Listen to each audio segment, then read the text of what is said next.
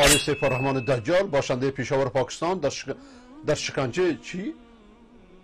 فتواها، کفریات و خرافات پیرباره دجال. یک، پیرباره در کتاب هدایت السالکین صفحه این فتواهای علمای دیوبنده به قول ناقل این فتوا که از استاد احمد فهیم کوهدامنی که چهره مشهور رسانه‌ای است در افغانستان، از ایشون برای من فرستاده و خدا خیرش بده و ازش تشکر میکنم.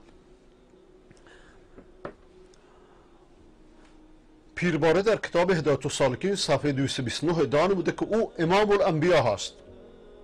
اگر کسی این سخن کفر ندونه مسلمان نیست. اگر کسی بدونه این سخن معنیش چیه، برای که اسلام با کفر به کفر شروع میشه. لا اله، اولی کلمش کفر به همه کفره، کفر به همه تواغیته، رد بر همه تواغیته، رد بر همه کفرها و طاغوت هاست. یعنی اول دل تو از هر کفری خالی کن، بعد الله رو جایگزینش کن.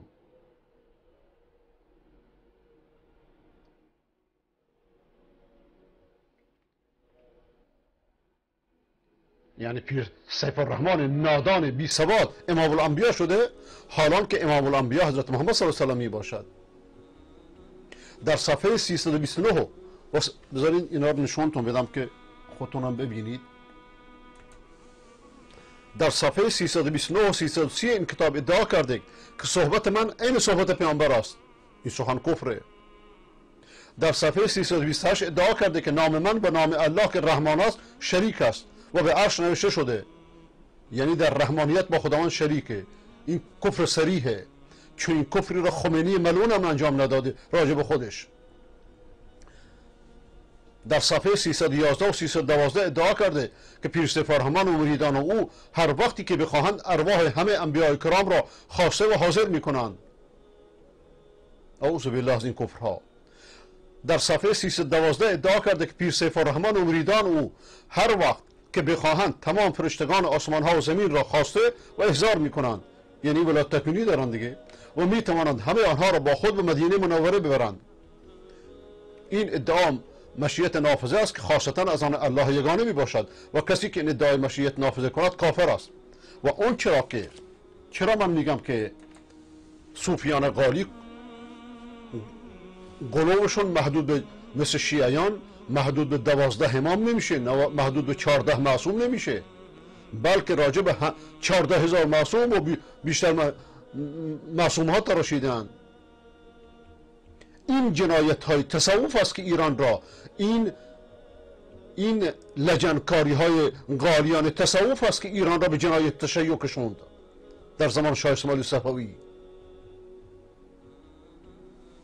ولی جد ملعون شاه اسماعیل صفوی صفی الدین اردبیلی یک صوفی به ظاهرا صوفی سنی بود، از این صوفی های سنی که از هر کافری کافرترند، از هر مشرکی مشرکترند، نه سنی نه شیعه.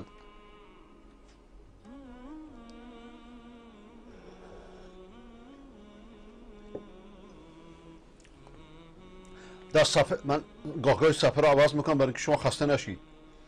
در صفحه 325 هدایت السالکین آمده که پیر سیف الرحمن در جماعت پیغمبر به نظر می آید و این گونه آوازها و بشارت‌های غیبی هم به او می آید.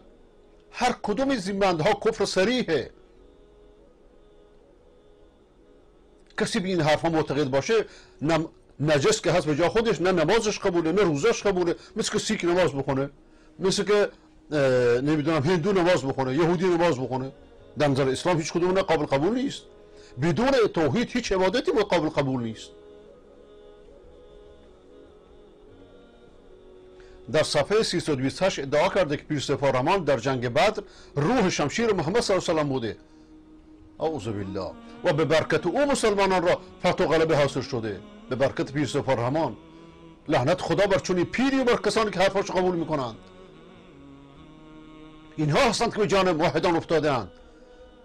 سکوت در مقابل اینها سکوت در مقابل شرک و ضلالت و کفر است و قدرت دادن به اینها یک جنایت است، یک خیانت به امت است.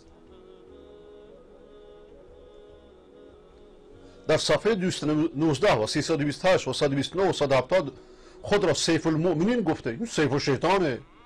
و در صفحه 324 و 442 و 400 این اصلا خودستایی است. مؤمن خودستایی میکنه. لا تزکوا انفسکم، خودتون تزکیه نکنید. انسان خودشو تزکیه کنه؟ درخت هر چقدر پرثمرتر باشه سرش پایینتره. از ائمه اربعه، از صحابه، از تابعین شما کسی دیدید خودستایی بکنه؟ شخصی میاد پیش پیامبر خدا صلی الله علیه و سلم، سرور خلق و حبیب حق، یه خورده میلرزه از هیبتش. اینا میگه برادرم چرا میلرزید؟ من فرزند فلان زنی هستم فلان غذا رو میخورد، یه غذا بسیار ساده، چرا میترسی؟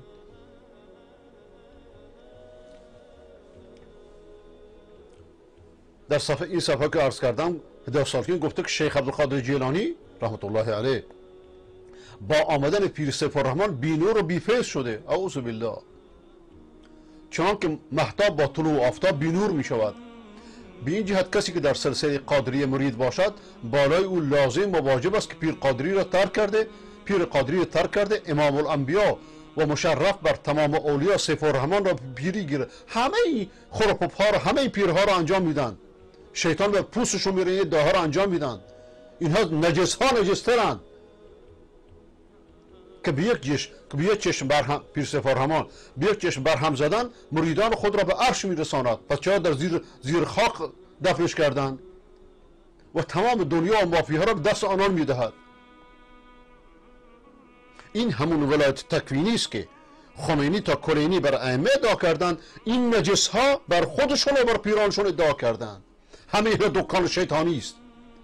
همه اینها شامل اون قول نبوی است که بر سر هر کدوم از این فرقه ها، از این راه ها یک شیطان وایستاده که مردم به سوی خودش دعوت میکنه. ولذا جز کتاب سنت راهی نیست.